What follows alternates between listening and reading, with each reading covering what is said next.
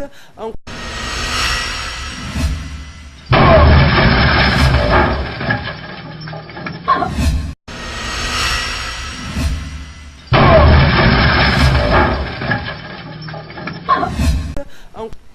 C'est à Bafoussam, à l'ouest du Cameroun, plus précisément à la cité de célébration, que le Seigneur utilise un homme puissamment oint, un homme vraiment choisi par le Seigneur Jésus-Christ pour conduire des personnes dans leur lieu de destinée, leur lieu de bénédiction, leur lieu de joie. Alors, c'est le révérend pasteur Charlie Kemetia, comme vous le connaissez toujours et toujours. Ici, comme vous pouvez bien constater, je ne suis pas seule, je suis accompagnée d'un merveilleux couple, Victor et Jackie.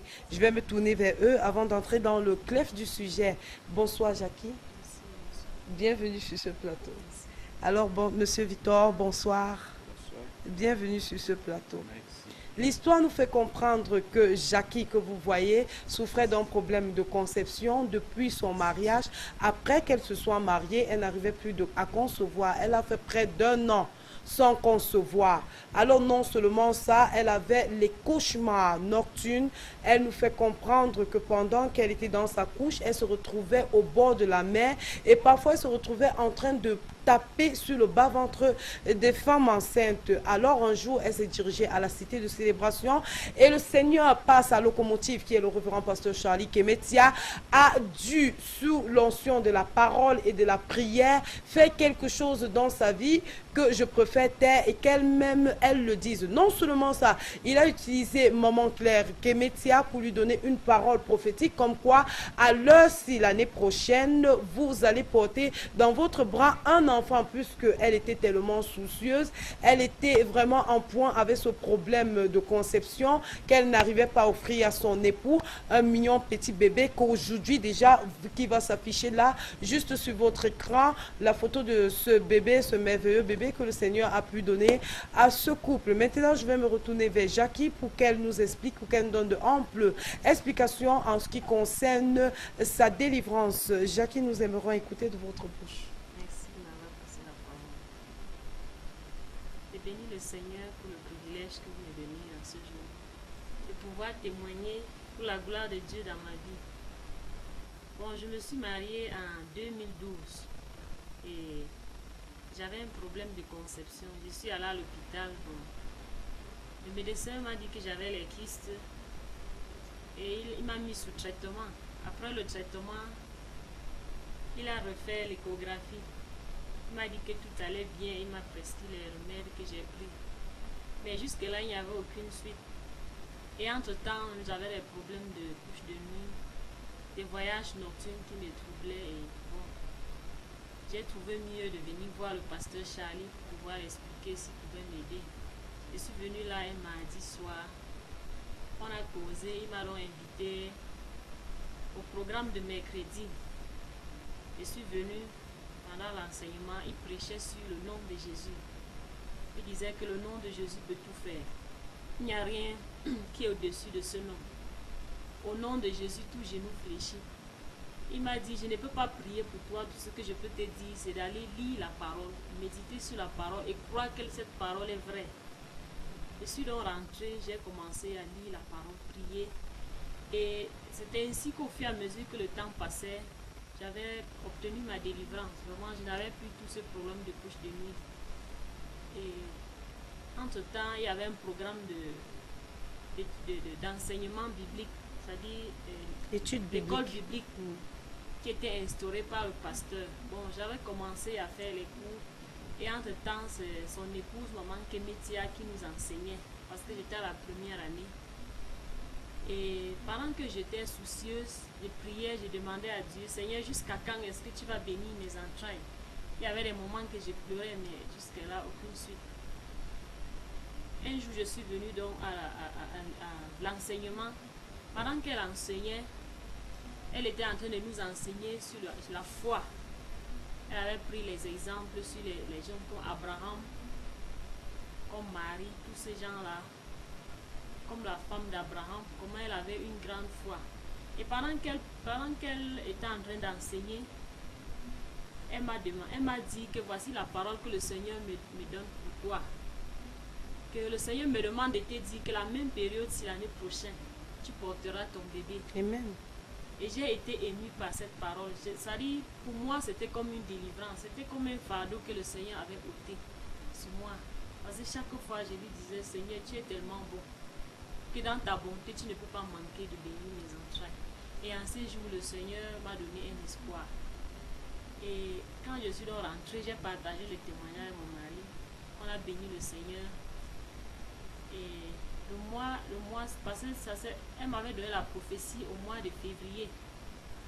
Et au mois d'avril, alors, non, elle m'avait donné la prophétie au mois de février. Et en mars, bon, j'avais toujours saigné. J'ai dit, mon mari a dit, est-ce que ce n'est pas mieux qu'on aille revoir le docteur? Je lui ai dit que si c'est le Seigneur qui a dit que je vais concevoir, je n'ai pas besoin d'aller revoir le docteur. Parce que je crois en cette prophétie. Et maman que Métia n'est pas une femme qui va se mettre sous une passion pour me donner n'importe quoi. Je crois à ce qu'elle m'a dit. Je sais que ça vient de Dieu. On n'est plus retourné à l'hôpital. Et le mois qui suivait,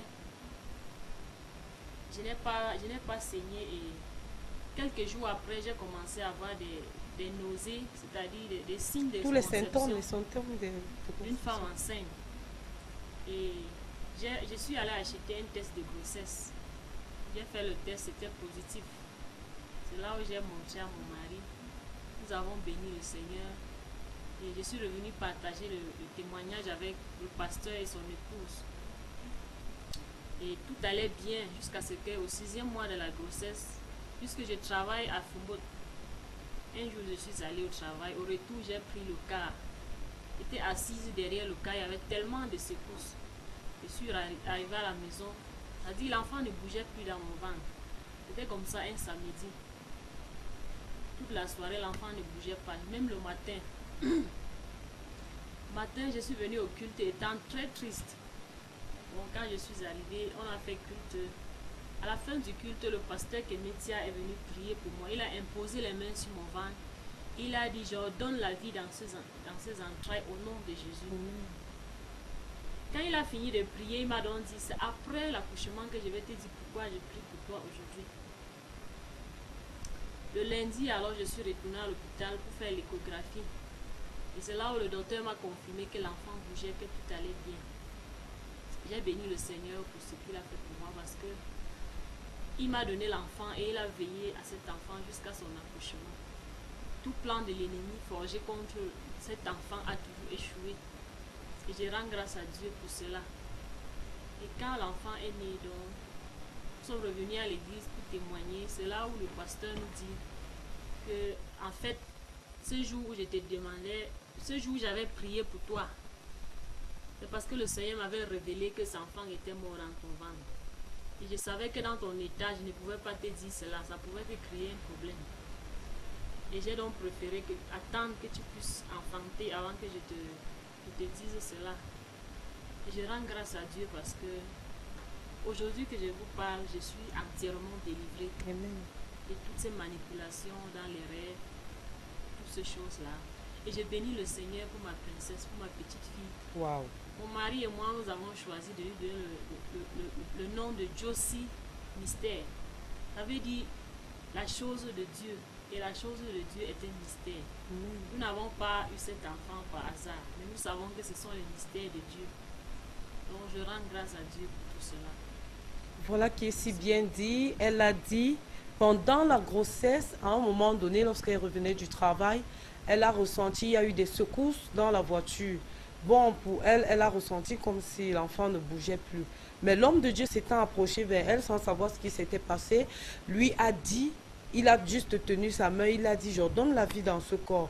Et c'est après qu'elle ait eu accouché qu'il lui a dit, je disais ça parce que l'enfant étant dans ton sein n'était plus vivant. Alors c'est ce que le Seigneur peut faire. J'aimerais vous poser une question. J'aimerais savoir si, étant dans votre problème, étant à la recherche d'un enfant, votre problème critique, parce que là, quand une femme est mariée et qu'elle n'arrive pas au début à offrir un bébé à son mari, elle est vraiment gênée, elle ne se sent pas en elle, elle est troublée, c'est un problème vraiment qui la prend à cœur. J'aimerais savoir si, pendant ces moments, vous n'avez pas eu à parcourir peut-être les marabouts, rencontrer certaines personnes qui vous ont soumis sur certains traitements qui n'ont pas été très commodes. Est-ce que vous pouvez nous faire part?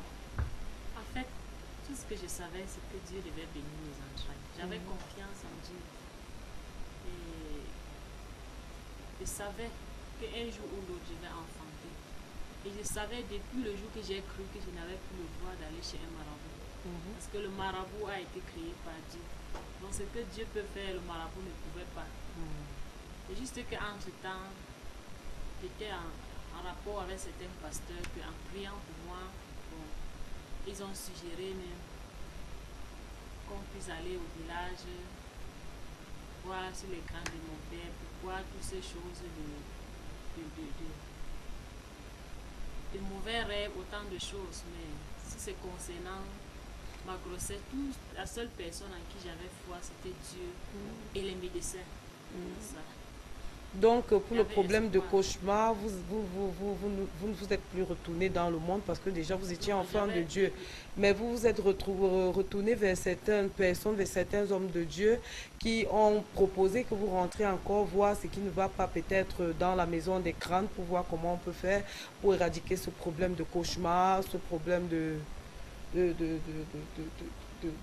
rêve que vous étiez en train de faire et qui vous troublait, quoi. Je ne sais pas, on vous a soumis. J'ai béni le Seigneur parce que je suis venue voir le pasteur Charlie. Et c'est là où vous avez eu votre...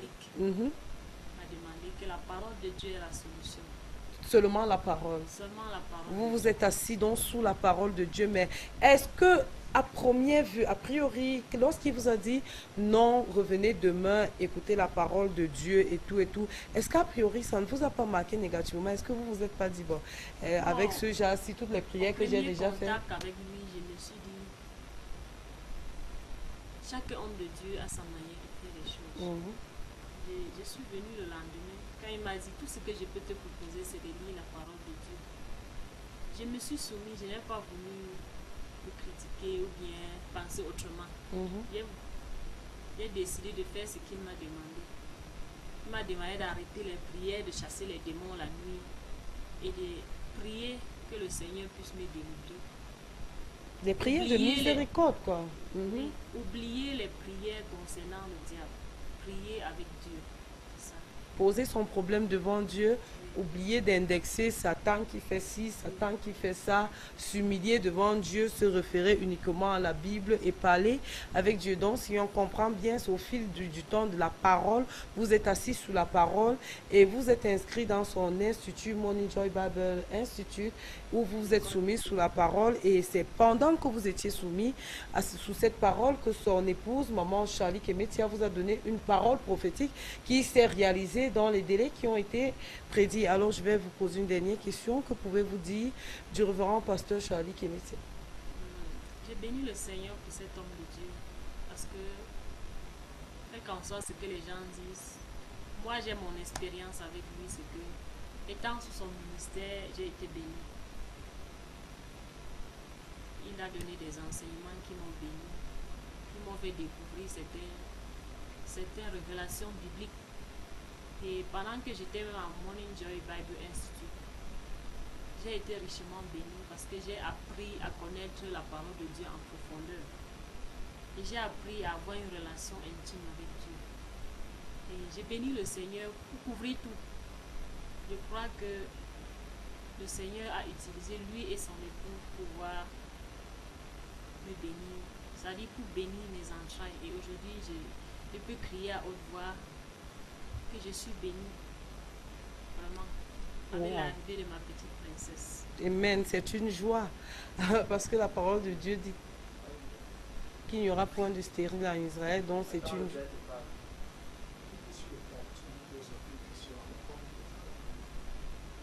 C'est ce qu'il a dit que c'est sa femme qui devait parler. Moi, je...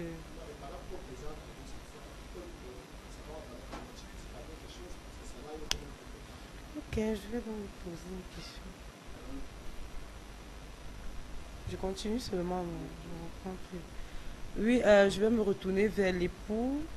Je vais poser quelques questions à l'époux parce que tout ne se passait pas certainement uniquement chez la femme. Certainement, vous aussi, vous avez eu à ressentir certaines choses. Et quand toutes ces choses se sont réalisées, le cheminement, le parcours, comment est-ce que vous avez eu à faire, quel est le parcours, quel est le cheminement.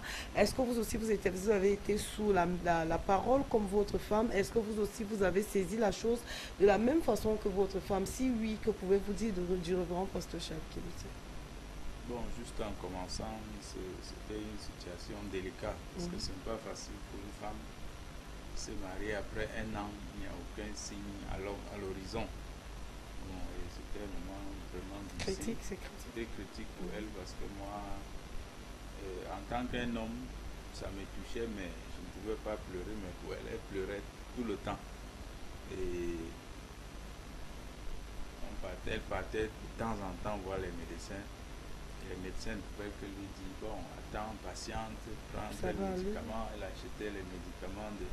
Bon, à un moment, on a envoyé les remèdes traditionnels, disant c'est pour nettoyer le ventre du village qu'elle a bu. De mon côté, on a envoyé qu'elle a bu. Et vraiment, il n'y avait pas de solution. Ce n'est que le Seigneur qui s'est glorifié à la fin. Ça, c'est ce que je peux dire. Et je rends grâce à Dieu pour cela. Donc, malgré tout, vous vous êtes resté, nous ne pouvons pas dire zen, vous aviez eu confiance puisque vous saviez qu'un jour à l'autre, le Seigneur devait agir. Mais comme la femme est toujours peureuse, elle désire toujours satisfaire son mari, offrir à son mari ce qu'il désire le plus. Vous êtes resté confiant. J'aimerais savoir, est-ce que vous aussi, pendant que vous étiez à la cité de célébration, le Seigneur n'a pas fait quelque chose de particulier dans votre vie, en dehors du fait qu'il vous ait donné un bébé? Est-ce qu'il n'y a pas eu un apport en plus dans votre vie? Vous savez, c'est celui qui a un enfant, qui en a plusieurs, ne peut pas savoir ce que celui qui languit après un enfant pense dans son cœur. Je vous dis que c'était un miracle. Avoir cet enfant, pour moi, c'est le plus grand miracle. C'est un très grand miracle. Et je rends grâce à Dieu pour le pasteur Charlie et pour son épouse, pour ce que le Seigneur les a utilisés pour faire dans votre vie. Alors j'aimerais savoir, plusieurs gens vous regardent dans l'instant, plusieurs personnes vivent des moments comme vous aussi, plusieurs personnes sont lamboyants dans leur chambre, ils soupirent, ils se demandent est-ce qu'il y aura une solution pour nous? Que pouvez-vous dire à ces téléspectateurs qui vous regardent maintenant? Bon, moi je peux dire aux téléspectateurs, pour nous peut-être c'était juste un an ou un an et quelques mois. Je sais qu'il y en a qui ont fait peut-être 5 ans ou qui ont fait 10 ans. Mais je veux dire, d'abord, il faut mettre sa confiance en Dieu et se rapprocher aussi d'un homme de Dieu, frère d'un homme de Dieu qui craint Dieu en particulier. Je peux les conseiller de rencontrer le pasteur Charlie parce que vraiment, il y en a des tas dehors, des tas d'hommes de Dieu auxquels vraiment ils vont vous faire des choses qui n'ont ni de tête ni de queue. Oui. Et pourtant, la bénédiction de Dieu, c'est que Dieu vous donne gratuitement. Dieu n'a pas besoin, chagrin. Et Dieu n'a pas besoin de te demander un sac de sel pour te donner un enfant. De te conditionner. Parce que tout le sel dont la mer regorge, c'est Dieu qui a mis. Donc, il n'a pas besoin de cela. Donc je dis juste aux gens qui sont dans la situation dans laquelle j'étais, de mettre leur confiance en Dieu, d'espérer en Dieu. Et surtout, une chose m'a marqué avec le pasteur Charlie, c'est que quel que soit le problème que vous avez, parfois vous serez surpris qu'il ne prie pas pour vous, mais qu'il te demande, va et lis tel chapitre. Lis dans un esprit de prière. Et parfois tu quittes, tu dis, bon, voilà, il me donne rendez-vous dans 2 semaines. Quand j'arrive, il me donne un verset. C'est un peu absurde. C'est vrai. Mais quand vous partez, vous priez et vous lisez. Pendant que vous lisez, Dieu vous parle et Dieu vous rend ministère. Donc c'est une manière, je me suis dit, c'est une manière de faire comprendre que Dieu agit où que vous soyez. À travers sa parole. À travers sa parole. Donc c'est ce que je peux dire. Voilà, donc c'était l'édification que le frère Victor donnait ou donne à toute personne qui est assise sous le son de sa voix, qui nous regarde à cet instant. Il dit la meilleure façon, c'est se conformer, c'est être dans sa Bible. Et toujours est-il qu'on a besoin de quelqu'un pour arriver quelque part. On a besoin d'un homme de Dieu qui va nous conduire, qui va nous orienter. Eux aussi, ils ont été quelque part, mais jusque-là, il n'y a pas eu de solution. Jusqu'à ce que le Seigneur les conduise devant le révérend pasteur Charlie Kemetia, qui n'a pas eu besoin de les soumettre à un régime quelconque ou les conditionner. Il leur a justement et simplement dit, allez, lisez votre Bible. Et ils venaient constamment à la prière, au culte du dimanche, aux réunions d'édification. Ils ont persévéré, ils se sont assis sous la parole. Et c'est dans ce domaine que le Seigneur a agi. Il a agi parfaitement dans leur vie en leur donnant une fille mystérieuse qu'ils ont décidé d'appeler au prénom, je dirais, de Mystère. L'autre, j'ai pas pu bien cerner parce que là, il est un peu à interpréter. C'est un nom vraiment, il est aussi mystérieux parce que il se refait à la parole de Dieu. Il a été inspiré depuis la parole de Dieu. Alors, c'était dans le témoignage de Vicky, de Jackie, autant pour moi, et de Victor, qui souffrait d'un problème de conception, des problèmes les problèmes de cauchemars. Elle avait les cauchemars, elle ne pouvait pas dormir sans faire de cauchemars, entre autres les couches de nuit, les voyages nocturnes, les nourritures nocturnes. Elle se retrouvait quelquefois au bord de la mer, ça peut aussi être ton cas, mais une fois qu'elle se retrouvait à la cité de célébration, sous la conduite du révérend pasteur Charlie Kemetia, obéissant juste à ses ordres, à ses préceptes, je dirais-je, elle a été puissamment bénie. Aujourd'hui, elle est mère d'une jeune petite fille, Mystère, comme vous venez de comprendre, comme vous venez de comprendre. Voilà la photo qui va juste s'afficher là sur votre écran. C'est là la photo de leur nouveau-né, une grande bénédiction dans leur vie. Et ce sera aussi votre cas si simplement vous vous soumettez à la parole de Dieu. Alors le révérend pasteur Charlie est à Bafoussam, à l'ouest du Cameroun. Et l'église est située juste à l'ancienne Bonne Fontaine, Famla, au sommet de la colline. Le nom, c'est la cité de célébration. Quand vous venez là, c'est écrit en gros caractère, cité de célébration. Sur ce, nous allons nous quitter. Revoirons-nous très bientôt quand le Seigneur en fera de plus et plus encore. Au revoir et que le Seigneur vous bénisse.